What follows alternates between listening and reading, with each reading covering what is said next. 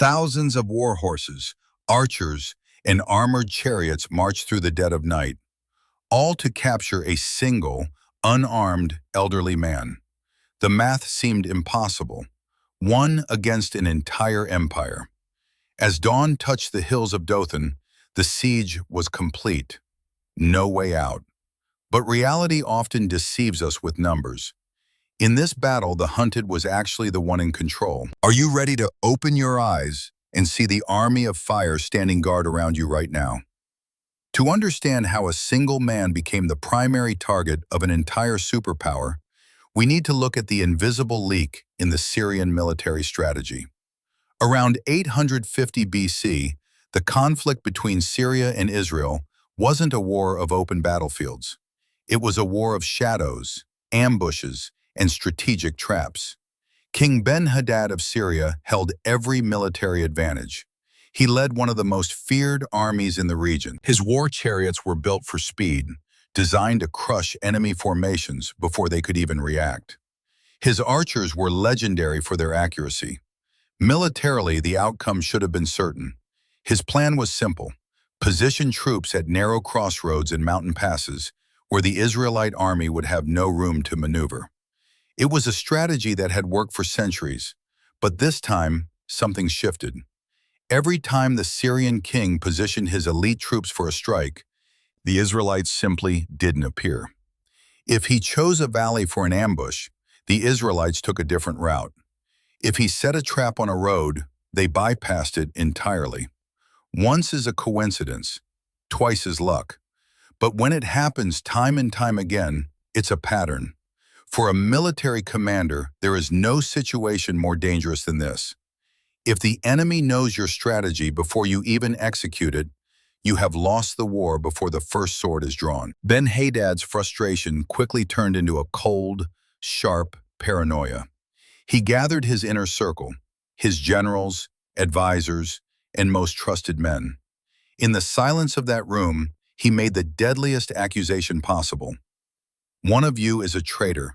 Someone is passing my secrets to the king of Israel. In antiquity, espionage was a death sentence. No trial, no second chances. The officers looked at one another in silence until one spoke up. "My lord, there is no traitor. The problem isn't military, it's spiritual." He explained that in Israel there was a prophet named Elisha who could tell the king of Israel the very words Ben-Hadad whispered in his own bedroom. How could a man miles away hear a whisper behind closed doors? We might call it high-tech surveillance or satellite tracking today. But Elisha was accessing a different kind of bandwidth. In the spiritual realm, there is no such thing as a secure room. Every malicious plan and every whispered threat leaves a vibration, a frequency. Elisha wasn't using hidden scouts. He was simply tuned into the frequency of the Creator, where nothing is hidden. This sent a silent warning. There is no such thing as a private room in this life. The Syrian king wasn't just fighting an army, he was fighting a reality where his walls were made of glass. His privacy was an illusion. The king's decision was immediate. If the problem was a man, eliminate the man. The nature of the war had changed. It was no longer about the army of Israel. Everything pointed to one name: Elisha. He wasn't a general. He had no weapons. He lived in a simple house. But in practice, that solitary man was dismantling the entire Syrian military machine. The order was given: find him. The report came back quickly. Elisha was in Dothan, a small, unfortified city, an easy target. But the king of Syria wasn't taking any more chances. He didn't send a squad. He sent an entire army. That night, the Syrian military machine began to move. It wasn't a march for conquest. It was a mission of capture. The destination was Dothan, a small city roughly 19 kilometers north of Samaria. It was a place of no military significance. Yet that night, it became the center of the Syrian king's world. Imagine the logistics of this operation. Thousands of trained soldiers, elite cavalry, and heavy war chariots moving through dark valleys in total silence. They weren't just soldiers. They were a king's desperate response to a problem he couldn't grasp. When we feel powerless against something we can't see, something spiritual or mental, our instinct is often to react with overwhelming physical force. It's a classic human trait. We try to crush our invisible fears with visible strength. King Ben-Hadad sent horses, chariots, and a heavy military force. The mobilization was entirely disproportionate. It was overkill. To any military observer, it would have looked absurd to send a heavy brigade to arrest one elderly man. But for a king whose secrets were no longer secret, overkill felt like the only way to regain a sense of control. He wasn't just surrounding a prophet, he was trying to surround the truth itself.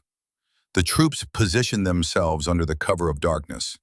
Cavalry at the exits, chariots on the main routes, infantry closing every possible access point. They weren't just guarding the city, they were suffocating it. No messengers could get out, no warning could spread. The trap was perfect. Every strategic hill was occupied, every road was blocked. Inside the city, the inhabitants were still asleep. An elderly prophet and his young servant had no idea that the most feared army in the region had spent the entire night climbing hills just to knock on their door. The air was heavy, quiet, and cold. The math of the situation was brutal. Thousands of armed men against 2 unarmed civilians in a simple mud house. When the first glimmer of dawn touched the hills of Dothan, the silence was broken not by a trumpet, but by the terrifying glint of thousands of shields. The servant opened the door to start his morning routine. He expected the quiet of the hills and the song of birds. Instead, he found an ocean of iron, horses everywhere, archers occupying the high points, shields lined up like a wall of bronze. The siege was complete. No exit, no escape route, no human hope. The nightmare had arrived before the sun had even fully risen. The morning began like any other, but it ended with a vision that defied human logic. When Elisha's servant opened the door that day, he expected the soft light of dawn and the quiet rustle of the hills. Instead, he was met by a wall of iron, soldiers everywhere. Thousands of Syrian troops had occupied every high point around the small city of Dothan. The glint of bronze shields reflected the first rays of the sun. The sound of restless horses and the heavy rattling of war chariots filled the air. For the servant, the math was brutal and immediate. 2 unarmed men against a superpower. No walls, no allied reinforcements, no way out. Panic set in instantly. This is the raw, instinctual reaction we all feel when our own personal sieges of debt, health crises, or isolation, suddenly become visible. His heart raced, his breath became short, his mind searched for an escape route where none existed.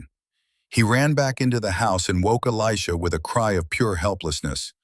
"Alas, my master, what shall we do?" It wasn't just a question, it was an admission of defeat. But Elisha's reaction didn't follow the rules of survival. He didn't rush to the window. He didn't start packing his belongings. He remained remarkably, almost disturbingly, still. His voice was calm, steady, as if he were discussing the weather rather than a death sentence. "Do not be afraid," he said, "for those who are with us are more than those who are with them."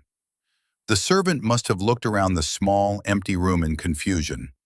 2 men inside, thousands of killers outside. The numbers didn't add up. To the servant, Elisha sounded like a man who had lost his mind. But in reality, Elisha was the only one truly seeing. Why did 2 people standing on the same hill see 2 completely different realities? Modern science gives us a clue. In the human brain, there is a bundle of nerves called the Reticular Activating System, or RAS. This is your brain's retinal filter. It decides what information is important enough to reach your conscious mind.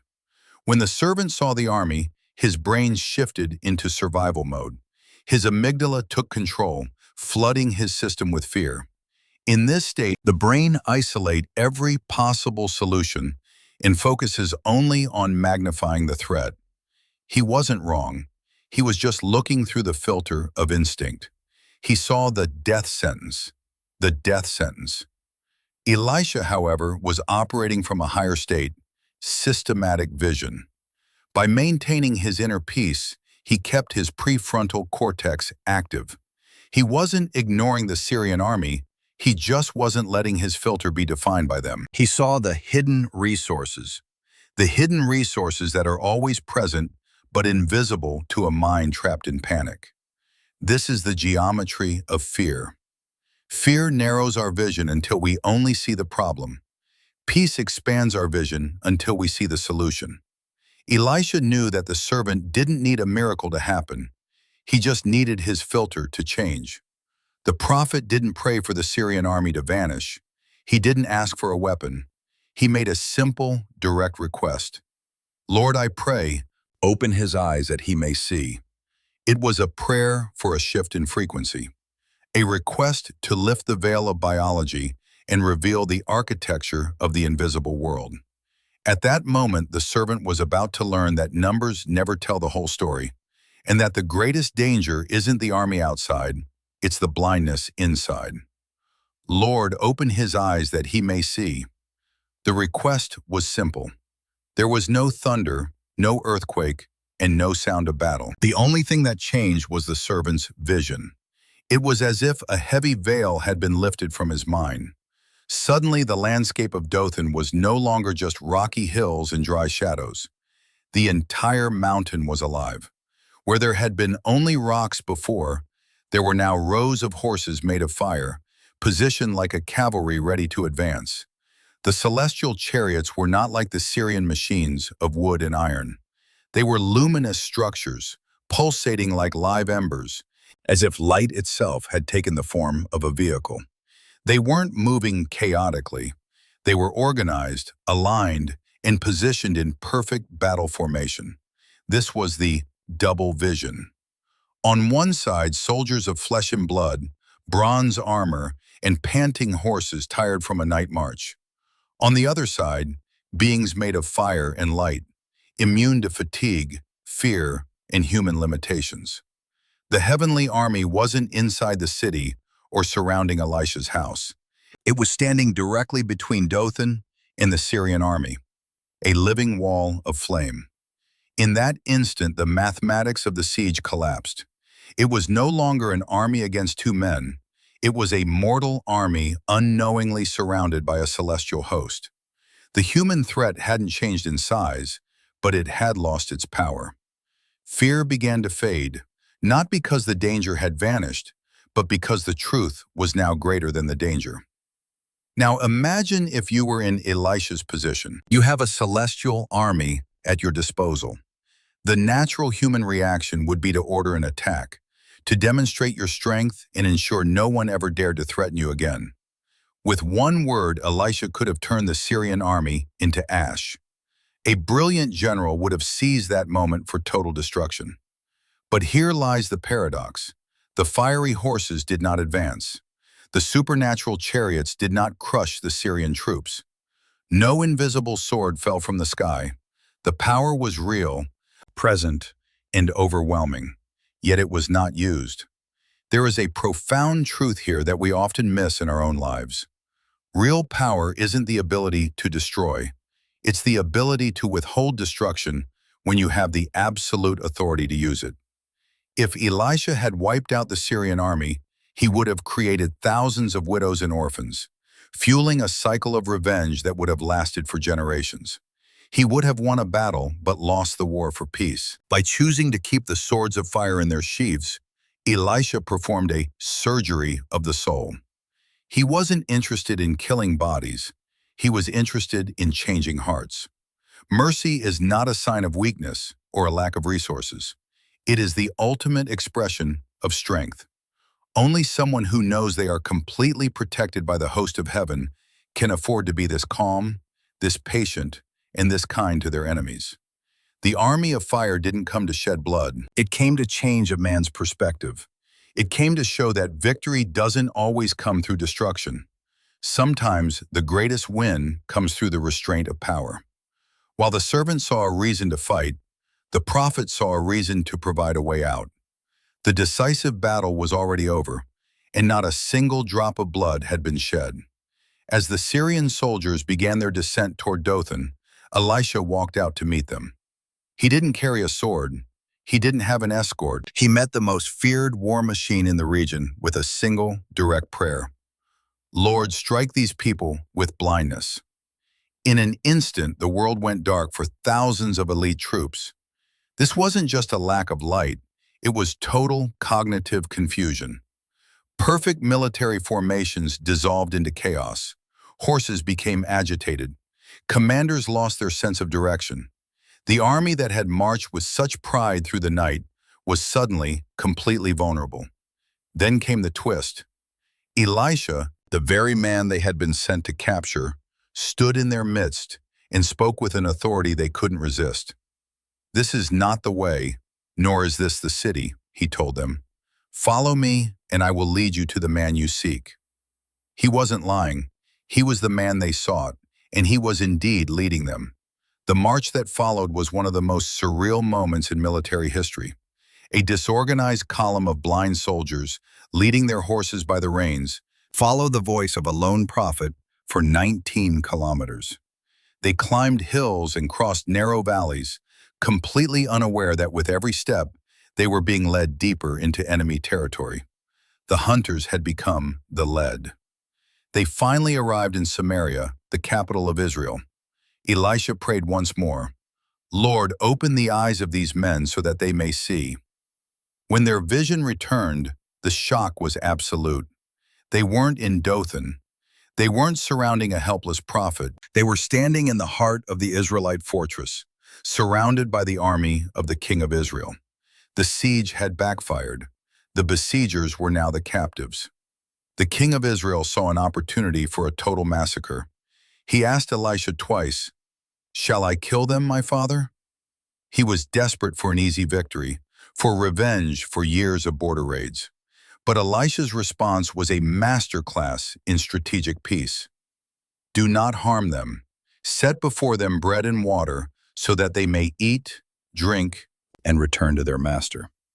Instead of an execution, Elisha ordered a banquet. This was more than just a gesture of mercy.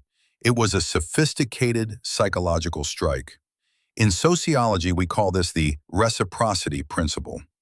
By treating men who came to kill him with overwhelming hospitality, Elisha created a massive rupture in their system of hate. Elisha understood something most generals miss. You don't end a war by killing soldiers. You end it by destroying the concept of the enemy. A sword can kill a warrior, but it only fuels the fire of revenge for the next generation. A banquet, however, can kill the very idea of the conflict. He turned his enemies into hostages of kindness. They returned to Syria with a story that was impossible to explain. They had been blind, they had been captured, and then they had been fed. The result was immediate.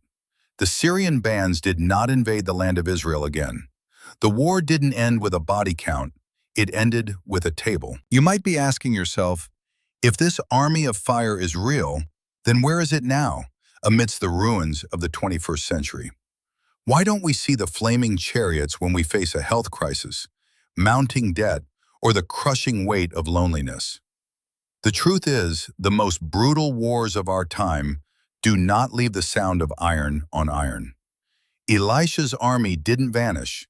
It simply changed form to meet the needs of a new age. Sometimes that army of fire is a sudden spark of courage in the middle of a depressive episode, preventing you from giving up. It is the stranger who stops to help you on a deserted road. It is the inexplicable peace that guards your heart when every logical reason tells you to panic. We often pray for God to change the siege outside, but the real miracle happens when He changes the eyes inside. Like the servant, we are often too busy counting our enemies to realize that we are never, ever alone. The greatest protection isn't being lifted out of the valley. It is having an invisible force walk through it with you. Do not just look at the empty space in front of you. Look at the steady strength holding you together right now.